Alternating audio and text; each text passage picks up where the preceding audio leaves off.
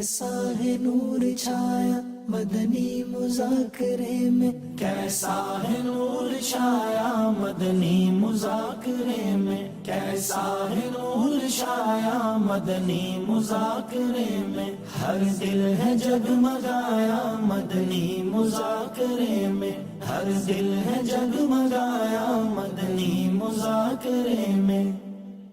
الحمدللہ رب العالمین والصلاة والسلام علی خاتم النبیین، اما بعد فاعوذ باللہ من الشیطان الرجیم، بسم اللہ الرحمن الرحیم، الصلاة والسلام علیک یا رسول اللہ وعلی آلک واصحابک یا حبیب اللہ، الصلاة والسلام علیک یا نبی اللہ وعلی آلک واصحابک یا نور اللہ، نویت سنت الاعتکاف۔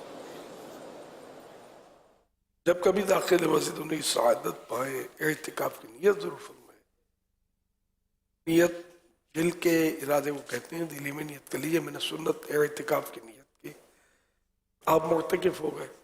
دل میں نیت موجود ہوتے ہوئے زبان سے بھی دوہرا لینا زیادہ اچھا ہے۔ اعتکاف کی نیت سے جب تک آپ مسجد میں رہیں گے مفت کا ثواب ملے گا، جب مسجد سے باہر نکلیں گے انف اعتکاف ختم ہو جائے گا۔ یاد رکھیے مسجد میں کھانا پینا، سونا، سحری، افطار، آب زمزم شریف پینا، دم کیا پانی میں نیاز کھانا وغیرہ اسی صورت میں جائز ہوتے ہیں جبکہ اعتکاف کی نیت کی ہوئی تھی۔ افطار سامنے آ گیا، اعتکاف کی نیت نہیں کی تھی تو افطار مسجد میں نہیں کر سکتے، تاہم نیت کر لیجئے، ابھی کر لیجئے۔ پھر یہ کہ اعتکاف کی نیت کے بعد آپ فوراً بعد بھی افطار کر سکتے ہیں۔ بہتر طریقہ یہ کہ اعتکاف کی نیت کے بعد یعنی اللہ کی رضا کے لیے ثواب کے لیے اعتکاف کی نیت کریں، پھر کچھ ذکر و درود کر لیں، چاہے تو 12 بار درود شریف پڑھ لیں۔ اب افطار کر لیجئے۔ فرمانے حضرت مولا علی رضی اللہ تعالیٰ عنہ ہے، ہر شخص کی دعا پردے میں ہوتی ہے یہاں تک کہ محمد صلی اللہ علیہ وآلہ وسلم اور آل محمد پر درود پاک پڑھے۔ صلو علی الحبیب صلی اللہ علی محمد۔ الحمدللہ 1444 ہجری کے ماہ رمضان مبارک کا 16واں روزہ ہے اور عصر کی نماز پڑھ کر عاشقان رمضان عالم مدنی مرکز فضائل مدینہ میں مدنی مذاکرے کے لیے جمع ہے۔ آپ سوالات کیجیے، ہر سوال کا جواب وہ بھی بالصواب یعنی درست دے پاؤں یہ ضروری نہیں، ان پڑھا عرض کرنے کی کوشش کی جائے گی، بھول کر تب پائیں فوراً میری اصلاح فرمائیں۔ وہی آئے وائیں شائع کرتا اپنے کہے پر بے سبب اڑتا نہیں، شکریہ کے ساتھ رجوع کرتا پائیں گے، یعنی بھول قبول کرتا پائیں گے انشاءاللہ الکریم۔ صلو علی الحبیب اللہ علی محمد۔ میرے اہل سنت کی بارگاہ میں یہ سوال تھا کہ آپ رمضان شریف میں پوری رات ماشاءاللہ مدنی مذاکرہ کرتے ہیں، اللہ پاک آپ کو صحت دے۔ میں نے پوچھنا تھا کہ آپ کتنی دیر سوتے ہیں، پھر کیا آپ کا شیڈیول ہوتا ہے رمضان شریف میں؟ پوری رات مدنی مذاکرہ نہیں ہوتا ہے، 1:30 بجے تقریباً ختم ہو جاتا ہے۔ اس کے بعد خیر سونے کا رمضان شریف میں تو اب تک رات میں تو موقع نہیں ملا ہے، دن کو سو جاتا ہوں، کوشش ہوتی ہے کہ لیکن نیند پوری ہو نہیں رہی جتنی چاہیے۔ انشاءاللہ اللہ پاک طاقت دے رہا ہے، اللہ کی رحمت، اللہ کا کرم، ہر حال میں اللہ کا شکر ہے۔ رمضان کا بار بار آتا ہے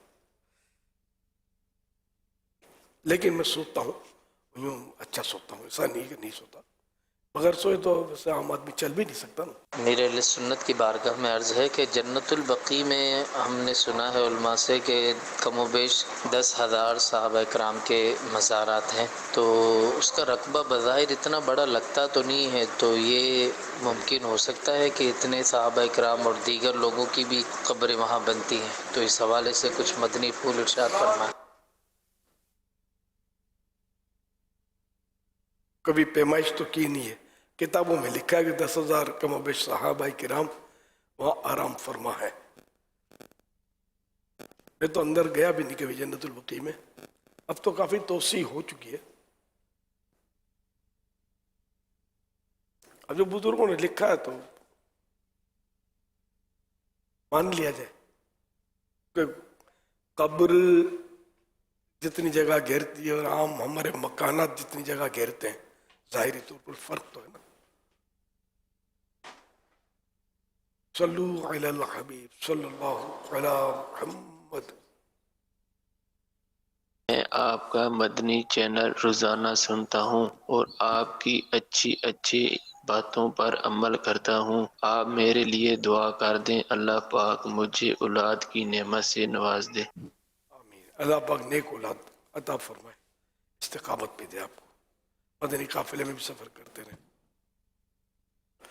صلو علی الحبیب صلی اللہ علیہ وسلم۔ سوال یہ تھا کہ اگر بیوہ بہن ہے، وہ بیوہ بہن کی اولاد جو ہے وہ محنت مزدوری کر رہی ہے، کما کھا رہے ہیں، اس کو زکوٰۃ کی ترانہ دے سکتے ہیں؟ بیوہ اگر حقدار ہے تو دے سکتے ہیں، بیوہ ہونا یہ مطلب حقداریوں میں سے نہیں ہے۔ بیوہ ہونا بھی حقدار نہیں ہے، نابینا ہونا بھی حقداری نہیں ہے، لنجا لنگڑا ہونا بھی حقداری نہیں ہے۔ لوگ سمجھتے ہیں کہ جو نابینا ہے یا ہاتھ پاؤں سے معذور ہے تو وہ زکوٰۃ کے حقدار ہیں، ایسا نہیں ہے۔ زکوٰۃ کے شرائط دینے والے کے بھی شرائط اور ہیں۔ امیر اہل سنت سے عرض ہے، فیضان مدینہ کراچی میں 10 دن کے اعتکاف کے لیے نو انٹری کا اعلان ہے، اس بارے میں آپ کیا فرمائیں گے؟ اور جو فیضان مدینہ کراچی کے لیے بکنگ کروا چکے ہیں یا اعتکاف کی نیت کیے ہوئے ہیں وہ کیا کریں؟ صبح فجر میں یہ عرض کیا گیا ہے، کیونکہ عالمی مدنی مرکز فیضان مدینہ میں جو گنجائش ہے وہ ہمارے پاس مزید تقریباً 2,000 کے آس پاس، 2-2,500 کے آس پاس معتکفین کی مزید گنجائش ہے، جو کہ سونے سے متعلق ہے، کھانے پینے سے متعلق ہے، استنجا وضو سے متعلق ہے، جو اس سے کنسرن کرتی ہے۔ تو اب چونکہ جتنے کارڈ بن چکے ہیں، اب اس کے بعد اگر ہم اس کو کھلا رکھتے ہیں اور اسلام بھائیوں کے آنے کا سلسلہ رہے گا تو تقریباً معتکفین تکلیف میں آ جائیں گے۔ لہٰذا یہ درخواست کی گئی ہے کہ اب آپ فیضان مدینہ کراچی، فیضان مدینہ کے لیے اعتکاف کے لیے آپ یہاں اس طرف سفر نہ کریں، اپنے اپنے علاقوں میں جہاں جہاں اللہ پاک آپ کو توفیق دے۔ دعوت اسلامی کا الحمدللہ تقریباً 12,000 سے زیادہ مساجد کے اندر آخری عشرے کا اعتکاف کی صورت موجود ہے، اللہ کا شکر ہے۔ تو وہاں اپنے نگران و ذمہ داروں سے رابطہ کر کے اس طرف آپ کریں۔ اسی طرح کراچی شہر میں بھی یہی درخواست کی گئی ہے کہ اب عالمی مدنی مرکز فیضان مدینہ کی طرف اعتکاف کے تعلق سے سفر نہ کریں، یہ ہماری آپ سے درخواست ہے کہ ابھی یہاں ٹوکن کا کاؤنٹر بھی بند کر دیا گیا، اب یہاں رجسٹریشن ہو بھی نہیں رہی ہے، تو یہ آپ سے درخواست کی گئی ہے۔ کراچی میں 10 دن کا اعتکاف بھی تو کہیں ہوتا ہے نا؟ کراچی میں بھی تقریباً 3,000 سے زیادہ مساجد میں الحمدللہ یہ آخری عشرے کے اعتکاف کی صورت بنائی جا رہی ہے کم و بیش۔ تو اسی طرح لاہور میں، پنجاب کے کئی شہروں میں الحمدللہ ترکیب ہے، KPK کے اندر ہے، گلگت بلتستان میں بھی انشاءاللہ ہوگی، کشمیر میں بھی ہے، اندرون سندھ میں بھی ہے، اللہ کا شکر، بلوچستان میں بھی ہے، اور دنیا بھر میں اللہ کا شکر ہے یہ سارا نظام ہے۔ لیکن جو آپ نے اگر نیت کی ہے، چھٹی لے لی ہے کہ ہم نے آخری عشرے کا سنت اعتکاف کرنا ہے، تو درخواست یہ ہے کہ اسے باقی رکھیے اور دعوت اسلامی کے جہاں اور اسلامی بھائیوں کے ساتھ آپ اعتکاف کی سعادت ضرور حاصل کریں، اللہ نے چاہا تو اس کی بھی فوائد اور برکتیں نصیب ہوں گی۔ میں کچی والا سے سید احمد اللہ بات کر رہا ہوں۔ پیارے پیارے میرے اہل سنت، میرا آپ سے یہ سوال ہے بخار انسان کو گناہوں سے نجات دلاتا ہے. جو چھوٹے چھوٹے بچے ہوتے ہیں وہ تو کوئی گناہ نہیں کرتے ہیں, تو جب ان کو بخار آتا ہے تو کس چیز سے نجات دلاتا ہے؟ جواب ارشاد فرما دیجئے. جزاک اللہ خیر. گناہگار تو بچے نہیں ہوتے, پھر بخار کیوں آتا ہے؟ شاید اس طرح کا پوچھ رہے ہیں. نابالغ کو کیا فائدہ ہوا, ہے نا؟ گناہ سے یعنی عذاب نہیں ہے, یہ کہ چھوٹا فائدہ ہی ہے. بخار تو سمجھو کوئی ہے ہی نہیں, بخار تو الٹے جن کے گناہ ان کے گناہ مٹائے گا, اور جن کے گناہ نہیں ان کے درجے بڑھائے گا. اگر بخار بچوں کو آتا ہے تو بچوں کو تو خوش ہونا چاہیے. پیارے آقا صلی اللہ علیہ وسلم کو بھی بخار سلام کے لیے حاضر ہوا تھا. بخار تو پیارے آقا صلی اللہ علیہ وسلم کو بھی ہوا تھا. تب یہ کہ سرکار صلی اللہ علیہ وسلم تو بچے ہیں, سرکار تو ایسے معصوم ہے کہ گناہ پر قدرت ہی نہیں ہے. بچے تو ٹھیک ٹھاک شرارتیں کر رہے ہوتے. پیارے آقا صلی اللہ علیہ وسلم تو بچپن میں کھیلتے بھی نہیں تھے. سارے شریفوں کے سردار ہیں میرے آقا, تو خواہ وہ بچپن ہو آپ کا یا جوانی یا باقی عمر, پیارے آقا صلی اللہ علیہ وسلم تو کبھی گناہ کیا ہی نہیں. صلو علی الحبیب صلی اللہ علی محمد. میرا یہ سوال ہے کہ قرآن پاک 2 بندے پڑھ سکتے ہیں, جیسے ایک پیج میں نے ایک پیج میری بہن نے, تو آپ یہ فرما دیجیے میں شدت ہے. سمجھا نہیں میں. پرانا طریقہ ہے کہ نا کہ قرآن پڑھتے ہیں, سپارہ پڑھتے ہیں, تو ایک صفحہ ایک پڑھتا ہے, دوسرا صفحہ دوسرا پڑھ رہا ہوتا ہے, تو اس طرح پڑھ سکتے ہیں. تلاوت اس طرح کر رہے ہیں تو آواز مطلب ایک دوسرے کو جائے نہیں, اس طرح آہستہ آہستہ پڑھنے میں تو حرج نہیں ہے. آیتیں ادھوری نہ ہو, پارا ادھورا ہوگا, معنی آگے پیچھے ہوتے رہیں گے. ہاں یہ ہے. اب ہے ایک ہی نسخہ, پڑھنا بھی تلاوت بھی کرنی ہے. بعض اوقات قرآن خوانی میں نا ایک پارا 2 پارے رہ گئے نا, تو وہ دوسرے کو ساتھ ملا لیے, چلو بھائی اب آپ بھی میرے ساتھ شامل ہو جانا, ایسے بھی ہوتا ہے. ہاں, تو ایک پارے میں تو آیت بھی ادھوری ہوگی, دوسرا ادھوری آیت سے شروع کرے گا, تو کہیں کہیں تو یہ معنی بھی بدلنے کا امکان رہے گا. تو ایسا کرنا تو نہیں چاہیے.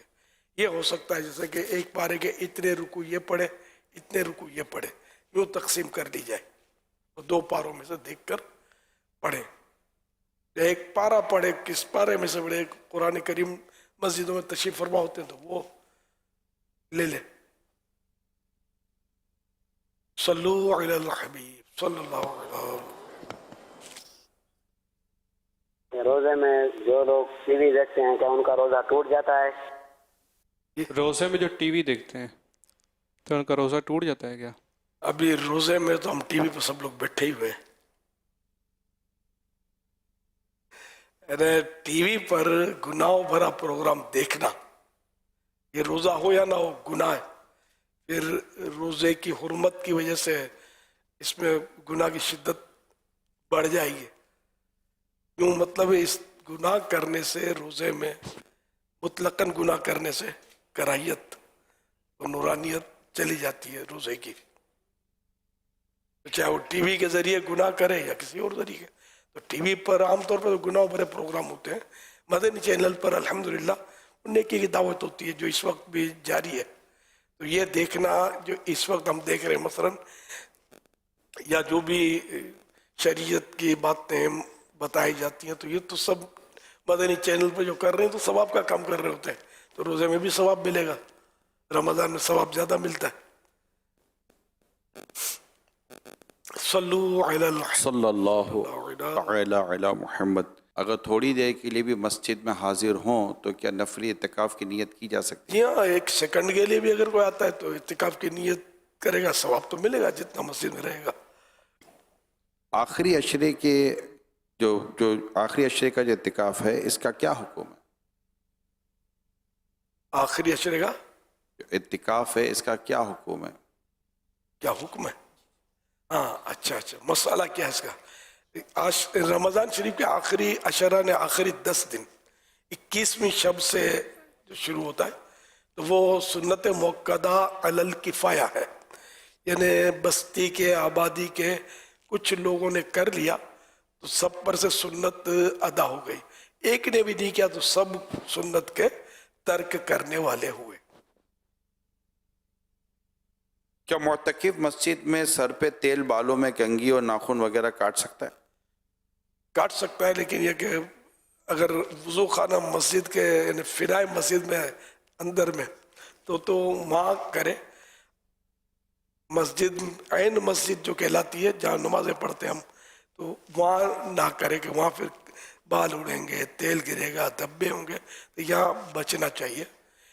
یہ کرنے سے اعتکاف نہیں ٹوٹے گا، لیکن یہ کہ مسجد کی صفائی بھی تو ضروری ہے نا، سب شروع ہو جائیں گے تو پھر مسجد کی صفائی ڈسٹرب ہوگی۔ سنت اعتکاف میں کیا غسل کر سکتے ہیں؟ صابن وغیرہ سے منہ ہاتھ دھو سکتے ہیں؟ اگر وضو خانہ یا استنجا یا غسل خانہ مسجد یعنی فنائے مسجد میں، فنائے مسجد اس کو بولتے ہیں جو مسجد کی ضرورتوں کے لیے ہوتی ہے جگہ، تو اس میں تو کر سکتے ہیں۔ اگر مسجد سے خارج ہے وہ تو پھر صابن وغیرہ لگانا۔ بعض مقامات ایسے ہوتے ہیں کہ جیسے عالمی مدنی مرکز فیضان مدینہ کے وضو خانے ہیں، استنجا خانے ہیں، یہ مسجد کے احاطے کے اندر ہیں، تو بعض اوقات یوں ہوتا ہے کہ ہوتے تو مسجد کے احاطے میں لیکن باہر نکل کر پھر جانا پڑتا ہے، تو باہر نکل کر جو جانے کی صورتیں ہیں یہ رعایتیں پھر وہاں حاصل نہیں ہوں گی۔ تو اگر باہر نکل کر غسل خانہ ہے پھر تو صرف فرض غسل کے لیے جا سکتا ہے، جمعے کے غسل کے لیے بھی نہیں جا سکتا، ویسے ٹھنڈک کے لیے بھی نہیں جا سکتا۔ جائے گا تو وہ 10 دن والا اعتکاف ہے جو آخری عشرے کا یہ ٹوٹ جائے گا۔ نفل اعتکاف میں جائے گا تو نفل اعتکاف ٹوٹ جائے گا، واپس آ کر نیت کرنی ہے تو پھر معتکف ہو جائے گا۔ اعتکاف کے لیے مسجد میں پردے لگانا ضروری ہے؟ جی نہیں۔ کہ عورت مسجد بیت میں سنت اعتکاف کے دوران گرمی وغیرہ کے سے مطلب کہ اس کے بچنے کے لیے، ٹھنڈک کے لیے، غسل کے لیے جا سکتی ہے؟ سر گھر کا جو غسل خانہ یا واش روم جو ہے نا، یہ ان کی مسجد بیت سے خارج ہوتا ہے۔ پورے کمرے کی نیت کر بھی لی مسجد بیت کے لیے تب بھی وہ انڈرسٹوڈ ہوتا کہ یہ غسل خانہ اور یہ خارج ہے مسجد بیت ہے، تو اس میں بھی فرض غسل کے لیے جا سکتی ہے، اس کے علاوہ ٹھنڈک کے لیے، جمعے کے غسل کے لیے نہیں جا سکتے، ہاتھ دھونے کے لیے بھی نہیں جا سکتے۔ تو اس کا اتنا مشکل نہیں، کیونکہ یہ مسجد جو ہے نا اس کے اپنے آداب ہیں۔ اگر مسجد بیت میں ہی انتظام کر لے، کوئی سا کچھ بچھو کر ٹب یا جو بھی ہے اس میں اگر غسل کوئی کرنا چاہے تو وہ مشکل نہیں ہے۔ عورتیں کہاں اعتکاف کریں؟ مسجد بیت میں، گھر کے کسی حصے کو مخصوص کر لیں، چاہے کمرے کو مخصوص کر لیں کہ یہ میری گھریلو مسجد ہے، گھر کی مسجد، تو یہاں پھر یہ اعتکاف کر سکتی ہے۔ چند اسلامی بہنیں ایک ساتھ جمع ہو کر اعتکاف کر سکتی ہیں؟ کر تو سکتی ہے۔ دوران اعتکاف مسجد میں ادھر ادھر دنیاوی باتوں کی کیا شریعت اجازت دیتی ہے؟ مسجد میں تو ویسے بھی دنیا کی باتوں سے بچنا ہوتا ہے کہ مسجد میں دنیا کی باتیں نیکیوں کو اس طرح کھا جاتی ہے جس طرح آگ لکڑی کو کھا جاتی ہے، مسجد میں تو بچنا ہوگا۔ معتکف کو ضرورتاً اجازت ہوتی ہے، لیکن یہ کہ مسجدوں میں اب معتکف کو اتنی سمجھ ہونی چاہیے نا کہ اس کی ضرورت ہے یا نہیں ہے، گپ شپ بھی ہوتے ہوں گے، مذاق مسخریاں بھی ہوتی ہوں گی، ظاہر اس کی ضرورت تو نہیں ہے۔ یہ آپ مشورہ کیا دیں گے کہ اسلامی بہنوں کو آپس میں جمع ہو کر اعتکاف کرنا چاہیے یا یہ الگ الگ ہی اپنے اپنے گھروں میں اعتکاف کی سعادت حاصل کریں؟ تنظیمی ترکیب گھروں الگ الگ اپنے اپنے گھروں میں کریں، کیونکہ دوسرے کے گھر جائیں گے تو بے پردگی کا امکانات رہیں گے کہ اس گھر کے جو افراد ہیں وہ मतलब हो सकता है कि आमना सामना होता रहे, बाद वो यकीन दहानी करवा देते होंगे कि नहीं कोई नहीं आएगा, फिर भी मुश्किल होता है। तो इसलिए तंजीमी एतबार से तो इसको हमने, मुझे भी ये ध्यान था कि वो इसको रोका है हमने तंजीमी एतबार से। इज्तिमाई एतिकाफ साई मैंने किसी और के घर पे ना करे, अपने अपने घर पे करे। सुन्नत एतिकाफ टूट गया तो इसकी क्या कज़ा करनी होगी? जिस दिन का टूटा उस एक दिन की कज़ा वाजिब है। या आखिरी 3 दिन का एतिकाफ भी हो सकता है? 1 सेकंड का भी हो सकता है, तो 3 दिन तो बहुत ज्यादा है इन मानों कर। हो सकता है वो नफल एतिकाफ कहलाएगा। इतिकाफ करने का सवाब क्या है? फरमान मुस्तफ़ा सल्लल्लाहु अलैहि वसल्लम, जो शख्स अल्लाह पाक की रिजा और खुशनुदी यदि एक दिन का एतिकाफ करेगा, अल्लाह पाक उसके और जहन्नम के दरमियान 3 खंदक़ें हाइल कर देगा। हर खंदक की मसाफत यानी दूरी मशरिक और मगरिब के फासले से भी ज्यादा होगी। उम्मुल मोमिनीन हज़रत सय्यदतुना आयशा सिद्दीक़ा रज़ियल्लाहु अन्हा फरमाती हैं कि अल्लाह के प्यारे नबी सल्लल्लाहु अलैहि वसल्लम ने इरशाद फरमाया,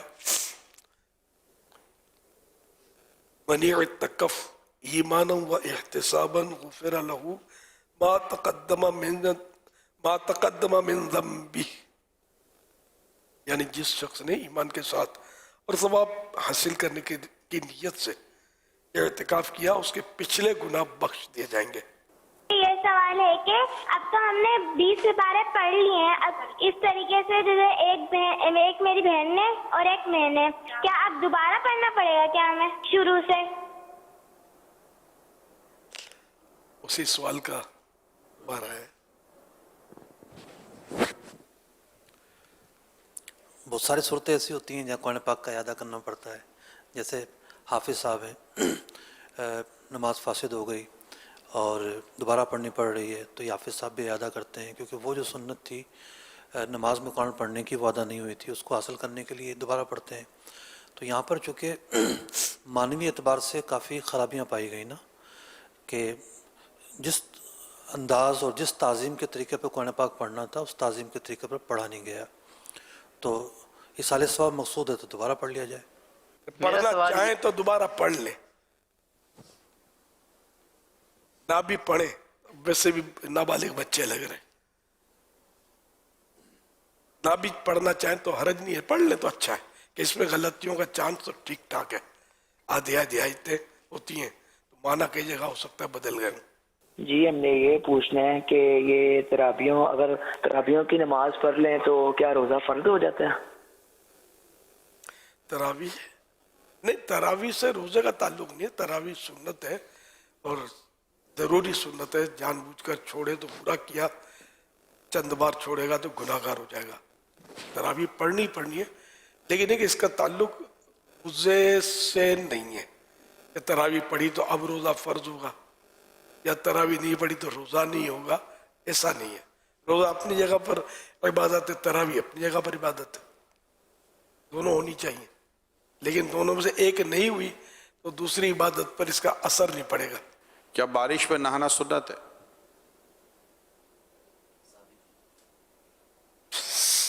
सरकार सल्लल्लाहु अलैहि वसल्लम से साबित है। जादू करने वाला क्या इस दायरा इस्लाम से खारिज हो जाता है? जादू वैसे हराम है, अब अलबत्ता वो कुफरियात भी होते हैं, जादू के मंत्र जो होते हैं बाज कुफरियात होते हैं। अब वो कुफरियात में भी उसको एतकाद है या क्या मसला होगा, सूरतें बनेंगी। यानी बाज़ सूरतें इसकी कुफरी भी होती हैं, कुफरियात की भी होती हैं, जैसे सरी कुफर के अल्फाज होते हैं, नाउज़ुबिल्लाह बाज़ औक़ात इसमें गैर खुदा की इबादत और उसकी जो भेंट वगैरह चढ़ानी होती है, वो सारी चीज़ें होती हैं। बाज़ सूरतें हैं इसकी कि जो कुफर वाली होती हैं। क्या अल्लाह पाक जुम्मा के रोज़ मुर्दे पर ख़ास रहमत फरमाता है? जुम्मे के बारे में ये तो है कि मतलब वो अज़ाब कब्र नहीं होता, जुम्मे को फोत होता है। जुम्मे को जो फोत होता है उसको शहादत का रुतबा मिलता है, अज़ाब कब्र से भी वो महफूज रहता है। ये कहते मेरा रिश्ता नहीं हो रहा, کوئی وظیفہ بتا دیں. جن لڑکیوں کی شادی نہ ہوتی ہو یا منگنی ہو کر ٹوٹ جاتی ہو، وہ نماز فجر کے بعد یا ذا الجلال والاکرام 312 بار پڑھ کر 312 ٹائمز پڑھ کر اپنے لیے نیک رشتہ ملنے کی دعا کریں. انشاءاللہ الکریم جلد شادی ہو اور شوہر بھی نیک ملے. صلو علی الحبیب صلی اللہ علی محمد. میرا سوال ہے کہ میں نے صبح روزہ رکھا تھا سیالکوٹ میں نا، تو مجھے راستے پہ نا الٹیاں آتی رہی ہیں، الٹیاں گاڑی میں، تو روزہ ٹوٹ گیا ہوگا اس سے؟ اگر خود بخود الٹیاں آ رہی ہیں تو اس سے روزہ نہیں ٹوٹتا. اللہ آپ کو شفا عطا فرمائے، صحت دے. میرا نام محمد عبادت اتاری ہے اور میں کراچی سے عرض کر رہا ہوں. پیارے مرشدی، آپ کی بارگاہ میں یہ سوال عرض ہے کہ آپ اپنی زندگی میں کوئی ایسا یادگار واقعہ سنا جو آپ کو یادگار ہو اور میرے گھر والوں کے لیے مغفرت کی دعا فرما دیجیے. جزاک اللہ خیرا. زمین بوجھ سے میرے پھٹتی نہیں ہے، یہ تیرا کرم ہے، یہ تیرا ہی تو ہے کرم یا الہی. یہ یادگار واقعہ ہے. گناہوں کے باوجود 75 سال میں نے گزار دیے، زمین پھٹی نہیں. اللہ کی رحمت ہے، کرم ہے، اللہ کی رحمت ہے. اور یہ میری کرامت بھی ہے کہ گناہوں کے باوجود میرے لیے زمین نہیں پھٹتی. اللہ کی اتنی بڑی رحمت ہے مجھ پر. باقی اچھے برے واقعات تو انسان کے ساتھ ہوتے ہی رہتے ہیں، اور بہت سارے واقعات یادگار ہوتے ہیں. اچھے بھی ہوتے ہیں، بعض اوقات برے ہوتے ہیں بھی یاد رہتے ہیں. ظلم ہوا ہوتا ہے تو بھی یاد رہتے ہیں، انعام ہوا ہوا ہے تو بھی یاد رہتے ہیں. 1.5-2 سال کا تھا میں، تو میرے والد صاحب حج پر گئے تھے. وہ اتنا پرامن دور تھا کہ جس طرح بس کے گرد لوگ کھڑے ہوتے ہیں نا، ہوائی جہاز کے گرد کھڑے ہوتے تھے. ہوائی جہاز میں دیکھو یہ سیکورٹی اور اس کا تصور نہیں ہوتا تھا. تو ہم مطلب ہے کہ والد صاحب کو حج پر چھوڑنے گئے تھے. 1.5-2 سال کا تھا، مجھے بخار تھا اور ایک پنک کلر کی شال میں مجھے لپیٹا ہوا تھا، یہ مجھے یاد ہے. اور وہ پنک کلر کی شال جو ہے نا، یہ برسوں تک گھر میں تھی، نظر آتی تھی، اور مجھے یاد تھا کہ یہ وہی شال ہے. یہ ایک یادگار واقعہ یہ بھی ہے میرا بچپن کا. صلو علی الحبیب صلی اللہ علی محمد. میرے محترم جناب حضرت علامہ الیاس اتاری قادری سے عرض ہے کہ آپ یہ رہنمائی تقریر فرما دیں کہ جو بھی کسی جگہ پر افطاری میں انوائٹ ہوتے ہیں، کسی جگہ پر کسی دوست کی طرف انوائٹ ہوئے ہیں تو وہ اسٹیٹس لگاتے ہیں کہ افطار پارٹی، تو کیا یہ افطار کے ساتھ لفظ پارٹی لگانا جائز ہے؟ اس کے بارے میں تھوڑی رہنمائی فرما دیں. افطار کے ساتھ لفظ پارٹی لگاتے ہیں؟